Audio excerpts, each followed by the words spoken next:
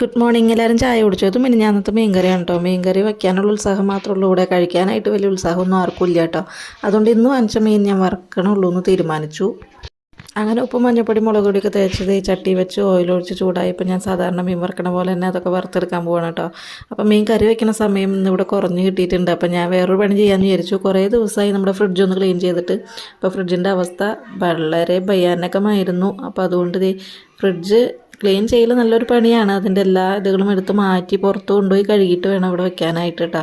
പിന്നെ അത് തന്നെയല്ല, നമ്മുടെ ഹോളിലാണ് ഫ്രിഡ്ജ് ഇട്ടേക്കണം. അപ്പോൾ ഹോളും ആകെ മെനക്കേടാവും കേട്ടോ. അത് ആകെ ക്ലീൻ ചെയ്ത് വരുമ്പോൾ അപ്പോൾ അതും ഹോളടക്കം അടിച്ച് കഴുകി ക്ലീൻ ചെയ്യേണ്ടി വരും. അപ്പോൾ ഒരു 1-1.5 മണിക്കൂർ നേരത്തെ പണി വരാറുണ്ട്.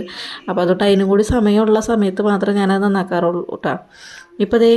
ഇപ്പോൾ ഫ്രിഡ്ജ് ഏകദേശം സാധനങ്ങളൊക്കെ ഒഴിഞ്ഞ് കാലിയായിട്ടുമുണ്ട്. അപ്പോൾ പിന്നെ ഇപ്പോൾ തന്നെ കഴുകി വൃത്തിയാക്കാമെന്ന് വിചാരിച്ചു. അങ്ങനെ കഴുകി അപ്പോൾ അങ്ങനെ കഴുകി വൃത്തിയാക്കി എടുത്തിട്ടുണ്ട് കേട്ടോ. ഇപ്പോൾ ഇത് കാണുമ്പോൾ മനസ്സിനൊരു വല്ലാത്ത സന്തോഷമാണ്. ഇനി ഇതിലൊന്നും വെക്കാനും തോന്നില്ല, ഇതിനൊന്നും എടുക്കാനും തോന്നില്ല കേട്ടോ കുറച്ച് ദിവസത്തേക്ക്.